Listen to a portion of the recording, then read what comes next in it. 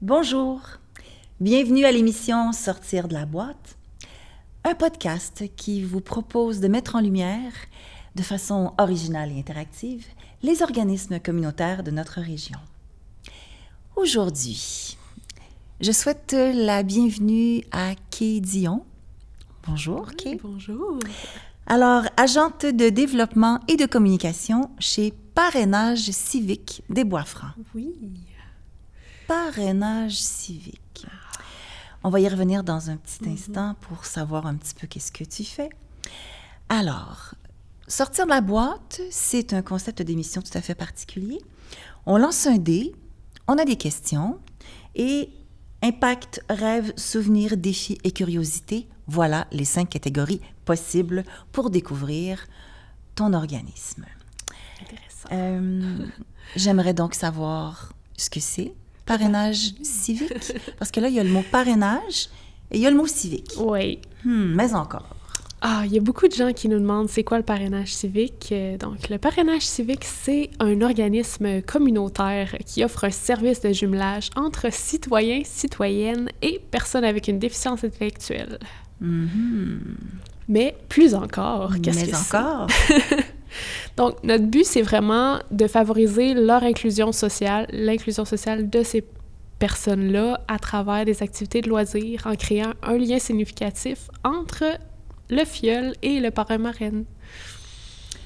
On peut donc venir chez vous et dire j'aimerais être en contact avec une personne qui vit avec une déficience. Oui. Mais on fait quoi? Rendu là. Quand vous arrivez chez nous, on vous offre une séance d'information pour vous expliquer, bien sûr, d'où ça vient le parrainage civique, puis c'est quoi le processus de jumelage. Et puis, après ça, les premières étapes commencent. Et qu'est-ce qu'on peut faire? On peut avoir des exemples d'activités de loisirs? Donc, ce sont des activités de loisirs essentiellement? Oui, essentiellement. Ça peut être des loisirs qui coûtent un petit peu plus cher, comme ça peut être des loisirs qui coûtent rien, comme aller prendre une marche ou aller faire son épicerie avec la personne. Il y a de tout. C'est vraiment à la discrétion du bénévole qui décide qu'est-ce qu'il a envie de faire. Puis c'est selon les intérêts que le filleul et le parrain-marraine ont en commun. Ah oui.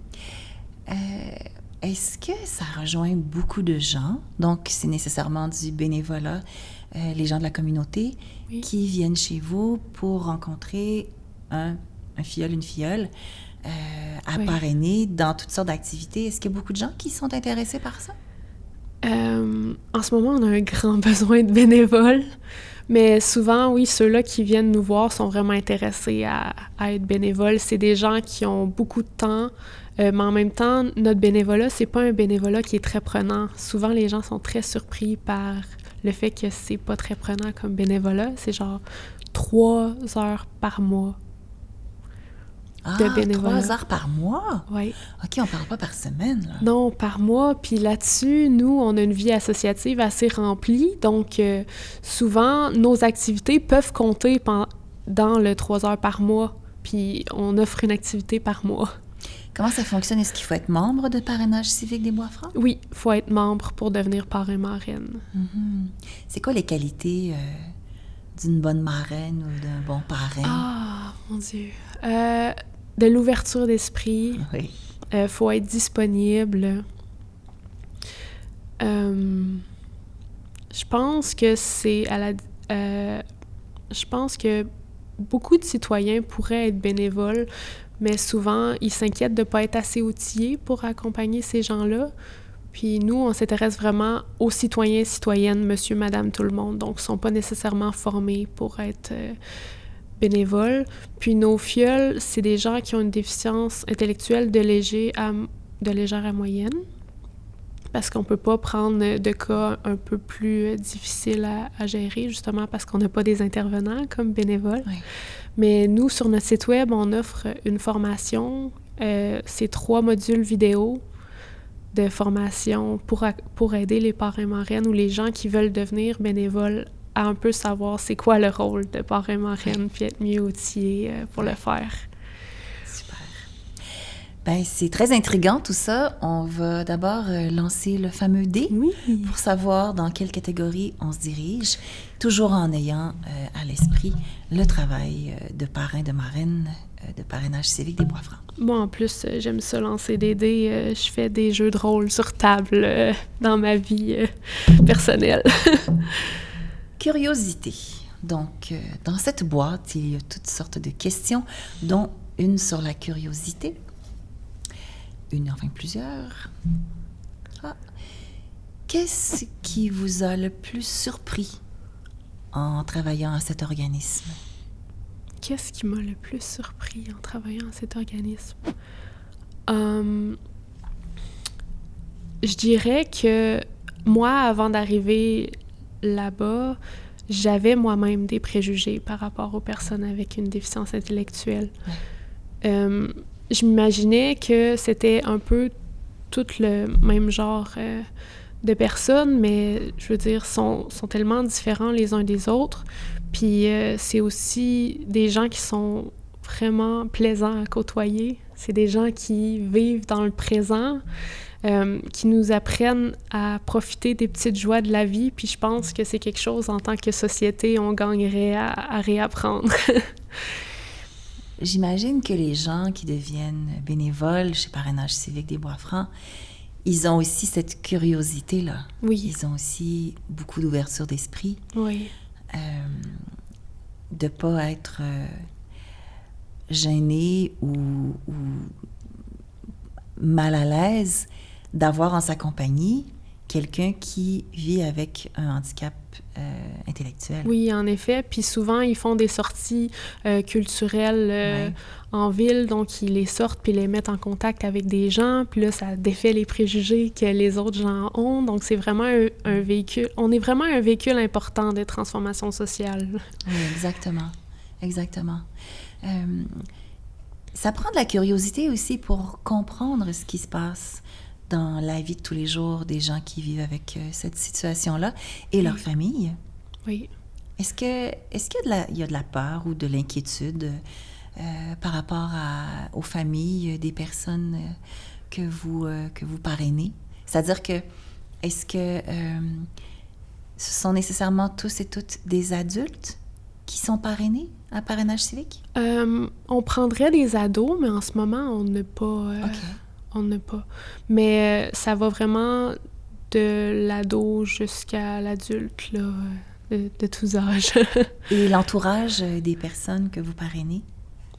L'entourage des personnes qu'on parraine, tu veux parler de leur ou famille, la fille? leurs parents. OK. Nous, on fait des vérifications d'antécédents judiciaires auprès des bénévoles parce qu'il faut s'assurer que ces gens-là... Ont de bonnes intentions. Oui, c'est ça, ont de bonnes intentions parce qu'on a une clientèle vulnérable. Voilà. Donc, oui, des fois, il y a des inquiétudes, mais ces démarches-là d'antécédents, ça a tendance à les calmer. Notre agente de jumelage aussi, elle accompagne les jumelages jusqu'à ce que le jumelage soit autonome et se sente bien à faire des sorties ensemble. Donc, si le filleul est plus ou moins à l'aise ou plus gêné, bien, l'agente de jumelage, elle va les accompagner durant les sorties jusqu'à ce que ça soit plus facile pour eux, là. Ça prend combien de temps pour que l'amitié, la communication plus fluide arrive entre un parrain, une marraine et son ou sa filleule? Je dirais qu'en moyenne, c'est de 2 à 3 sorties, peut-être avec l'agente de jumelage. Puis après ça, le jumelage est laissé à lui-même, puis le lien se crée assez facilement parce qu'on travaille fort, puis on travaille bien, puis on fait des jumelages selon les intérêts qu'ils ont en commun. Donc, ils ont déjà des points de rapprochement dès le début. Est-ce que c'est pas un peu ça aussi la curiosité qu'on a si on s'approche de votre organisme en se disant « Mais la personne avec qui je vais être jumelée, est-ce qu'elle est en mesure de bien me parler de ses besoins, de ses intérêts? » C'est un peu ça. Si je me place dans la position de quelqu'un qui connaît absolument pas, mais quand même avec un intérêt, c'est aussi un mythe à briser, ça. Oui. Les gens qui vivent avec un handicap intellectuel, sont quand même capables de parler pour eux-mêmes, pour elles-mêmes. Oui, en effet. Puis l'un de nos critères d'adhésion pour les fioles, c'est qu'ils soient capables d'entrer en relation, que ce soit verbalement ou non verbalement. Ah, donc, c'est sûr qu'il y a une relation qui va se créer éventuellement. Oui, parce que si on veut savoir s'ils aiment les films d'action, Ben oui. il va falloir qu'il ou elle nous le dise. Yes. Ouais. Oui. On peut rebrasser le dé, Kay? Oui. Souvenir.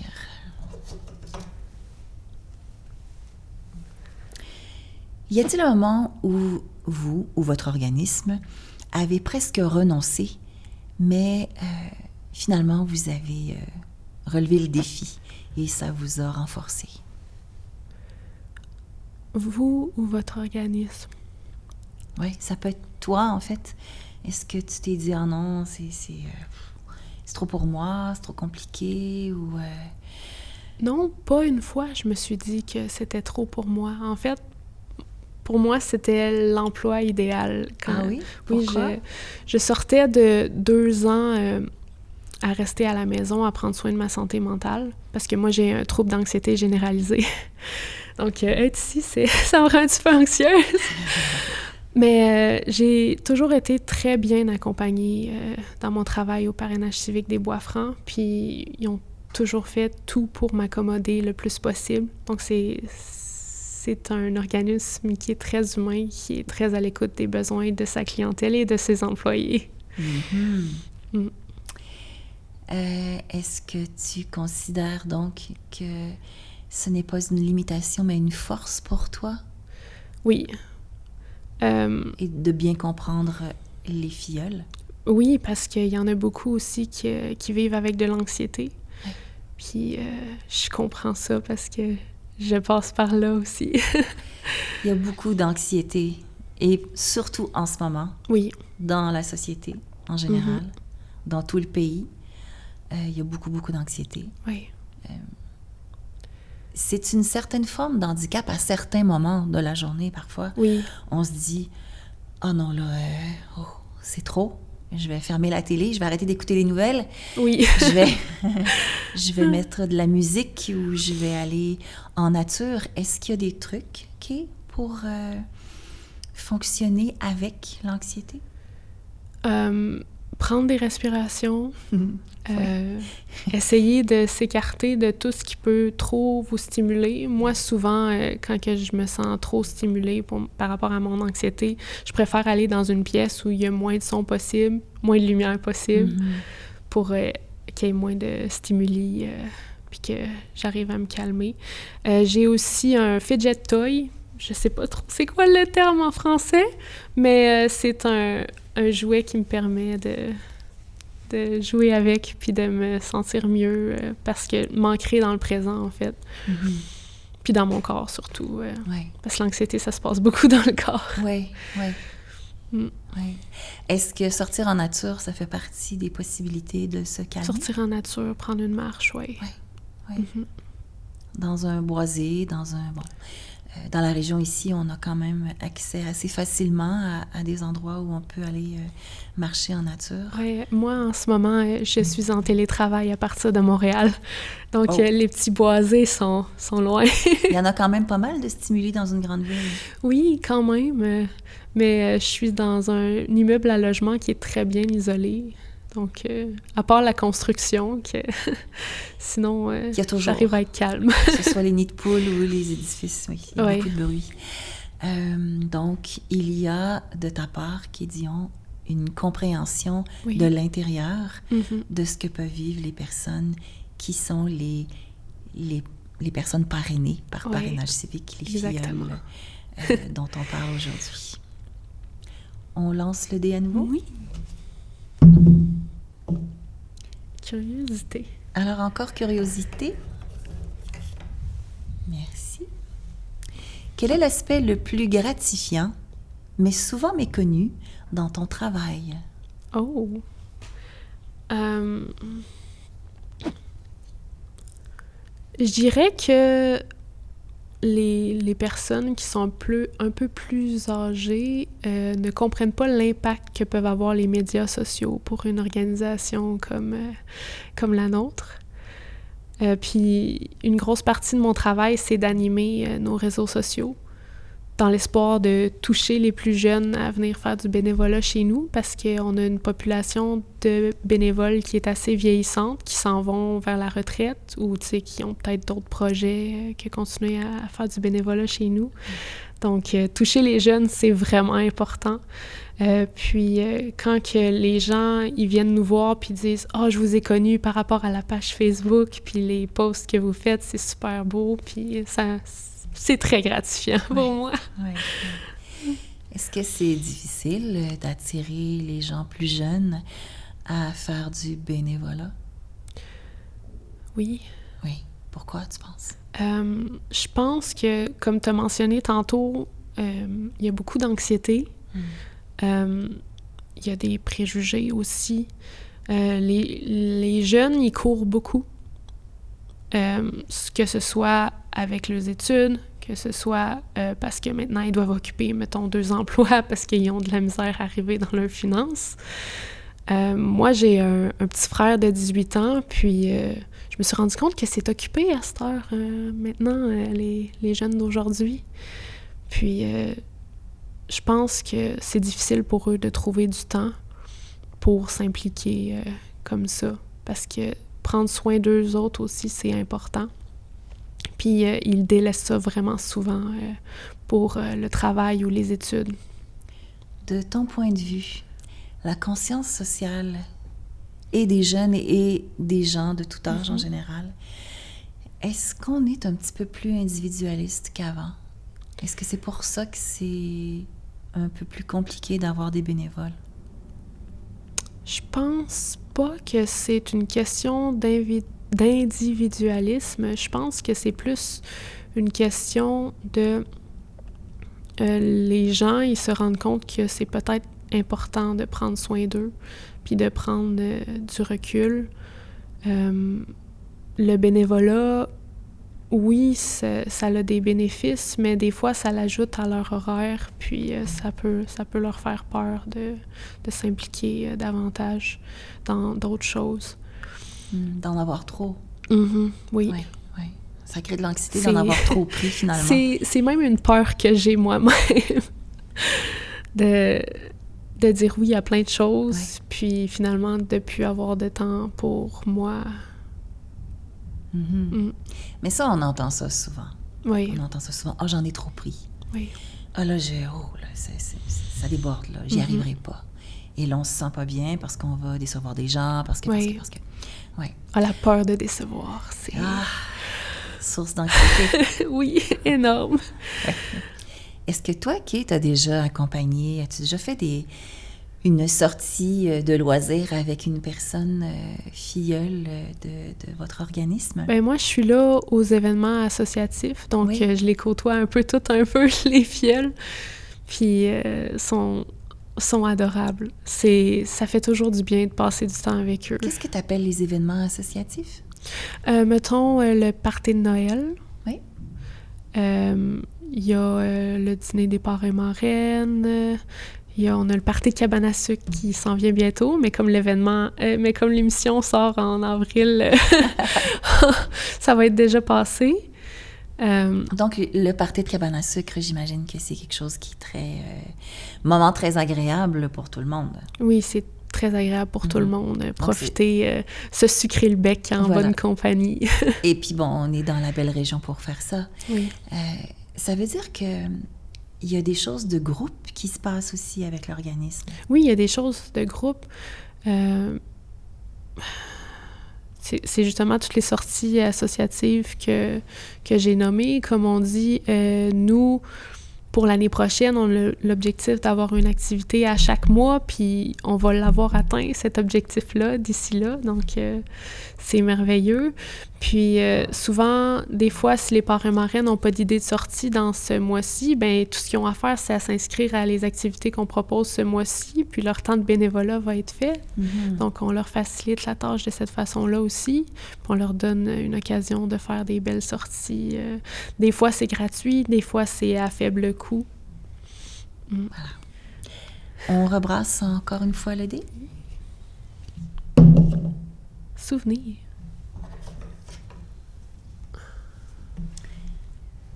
Y a-t-il une anecdote amusante ou touchante de ton parcours que tu voudrais nous raconter? Mon parcours qui m'aurait mené jusqu'au PCBF? Oui, concernant des choses que tu... En fait, ce qui t'a amené peut-être à travailler à Parrainage civique. Oui, moi, comme j'ai dit tout à l'heure, ça faisait 2 ans que j'étais chez moi à soigner ma santé mentale. Moi, j'ai vécu de la violence conjugale. Donc, un peu, ça a détruit beaucoup de ma confiance en moi. Puis au moment où j'ai postulé pour le PCBF, je suivais aussi des démarches avec le CEMO, qui est l'organisme qui aide les personnes avec des limitations à se trouver un emploi, puis à s'orienter. Puis ils m'ont aidé beaucoup avec ma confiance en moi, puis à me rendre compte que j'avais des compétences pour faire le genre d'emploi que j'avais envie de faire, c'est-à-dire gérer des médias sociaux puis m'occuper des communications. J'ai vu l'offre d'emploi sur Indeed. Je savais pas c'était quoi le parrainage civique des Bois-Francs à ce moment-là. Donc, ce que j'ai fait, c'est je suis allée sur le site web, je me suis informée. Puis, la description du rôle, ça me rejoignait énormément. J'ai postulé, je pense, 24 heures après, ils m'ont appelé pour une entrevue. Je suis arrivée sur place, j'étais vraiment stressée. Je m'étais préparée, mais j'étais pas préparée à le genre d'entrevue que j'allais avoir, qui était finalement, on s'assied autour d'une table, on prend un petit café. Ben moi, je bois pas de café, fait que j'avais un petit verre d'eau, puis on discute un peu de qui t'es comme personne, puis ton parcours de vie et tout. Puis on m'a dit que je les avais séduits avec la personne que je suis. C'est vraiment important. Ce que j'entends, c'est j'ai été capable d'être honnête, de dire très franchement d'où j'arrive, quel a été mon parcours des dernières années. D'expliquer le gap dans mon CV. Ah oui, parce qu'il y a eu un moment où est-ce que tu n'as pas travaillé ça. Finalement. Il y a un espace, je travaillais il y a un espace vierge dans ton CV. C'est que je travaillais pas pour un employeur, mais je travaillais sur moi, puis... moi, j'étais écrivaine aussi. J'ai pas publié dans des maisons d'édition, mais j'écris de la poésie et tout. Et j'étais déjà vue dans un micro ouvert aux femmes. Et tu as beaucoup de talent. Oui. Merci. Donc, ça veut dire que chez Parrainage civique des Bois-Francs, salutations à toute l'équipe. Salut. Il y a cette possibilité-là de dire aux gens, si vous voulez travailler avec nous, on a la même ouverture, la même attitude et le même respect envers toi qu'envers les gens pour qui on travaille finalement. Yeah. Oui, tout exactement. Ça est aligné, tout ça va ensemble. On est à l'écoute des besoins de notre clientèle comme des besoins des employés. C'est magnifique ça. Oui. Il y a quelque chose de très rassurant aussi de savoir que, ben voilà ce qui m'arrive, voilà par où je suis passée. Ça fait pas de moi une personne avec moins de talent et moins de force. En effet. Ça fait seulement de moi une personne qui a eu besoin de prendre soin de moi. Cet endroit-là, ça m'a aidée à m'épanouir énormément. J'ai grandi à travers ça. Maryse, ma coordonnatrice, elle me l'a dit hier, justement, quand on a eu notre réunion au bureau. Elle dit « T'as tellement grandi, t'es plus la même personne qui est venue passer l'entrevue. Même si tu nous as séduites à ce moment-là avec la personne que t'es, maintenant, t'as grandi, puis t'es encore plus merveilleuse. » On salue Maryse. Oui, Maryse. De tout cœur. Oui, parce que on ne peut pas prétendre accompagner les personnes qui vivent avec un handicap intellectuel en ne traitant pas bien les gens qui travaillent dans cet organisme-là. En effet. Ce serait pas logique. On est très alignés avec nos valeurs qui sont intégrité, entraide et inclusion. Oui. Beaucoup d'ouverture. Beaucoup d'ouverture. Beaucoup de respect. Oui. C'est très touchant tout ça. Merci, Oui. Kay, de nous ouvrir ton cœur de cette façon-là. Mais ça fait plaisir. C'est très précieux. Oui. Oui. La vulnérabilité, c'est important de l'afficher. Oui. Pourquoi on C'est a une peur? preuve de courage. Oui, pourquoi on a peur d'être à certains moments vulnérable? Parce que ça ne veut pas dire qu'on est vulnérable 24 heures sur 24. Ça veut dire que tout à coup, il se passe quelque chose. En effet, tu sais, Oui. je pense qu'il y a une peur d'être rejeté Oui. en montrant cette vulnérabilité-là. Veux pas, tu sais, moi, j'ai un parcours de vie qui est pas rose dans ma vie personnelle. Donc, souvent, ça fait peur aux gens. Les gens savent pas comment agir par rapport à ça. Mais, tu sais, on leur demande pas d'être des intervenants. On leur demande juste d'être là, puis nous écouter, puis nous accepter comme on est, là. Oui. Oui. Le malaise qu'on a de pas savoir... Ah ben non, mais là, je savais pas quoi dire, mais je savais pas quoi faire. On est-tu toujours obligé de dire et de faire quelque chose, Kay? Non, juste être là, c'est suffisant. Être là dans l'ouverture? Oui. Être là avec une attitude, pas de « oh, je m'en fiche », plutôt dans une attitude d'ouverture. Oui. Puis d'écoute. Oui. Oui. Comme on dit en improvisation, on a une bouche mais 2 oreilles. En effet. On devrait écouter 2 fois plus qu'on parle. On fait pas ça tant que ça. Non. Des fois, on parle un petit peu trop. Est-ce qu'il y a une dernière chose, Kay Dion, que tu voudrais dire, qu'on n'a pas dit à propos de Parrainage civique des Bois-Francs? Est-ce qu'on a fait le tour? Est-ce qu'il y a quelque chose dont on n'a pas parlé avant qu'on se quitte? Je pense qu'on a fait le tour. On a fait le tour? Oui. Oui. C'était un beau moment. Oui. L'organisme est situé à la place Rita Saint-Pierre? Oui, à Place Rita Saint-Pierre, au local 104. Oui. Si jamais on est intéressé à devenir bénévole, qu'est-ce qu'il faut savoir? Bon, il va peut-être avoir une petite enquête, il va peut-être avoir des questions qui nous seront posées. Oui, on vous remet un questionnaire pour savoir c'est quoi vos disponibilités, c'est quoi les intérêts que vous avez, comme activité que vous auriez envie de faire. Parce qu'on va essayer de vous jumeler avec quelqu'un qui a les mêmes intérêts. Oui, en effet. Puis on demande aussi des références, des gens qui vous connaissent depuis un certain moment pour s'assurer que vous êtes une bonne personne avec des bonnes intentions. Avec des bonnes intentions. Alors, je suppose qu'il faut être membre à la base pour devenir bénévole à Parrainage civique des Bois-Francs. Oui, en effet. Par contre, il y a une possibilité de nous supporter, devenir supporter. Pour seulement 10 $ par année, vous pouvez supporter notre cause. Vous avez le droit de voter à nos assemblées générales. Vous avez le droit à participer aux activités qui sont gratuites ou bien à faible coût.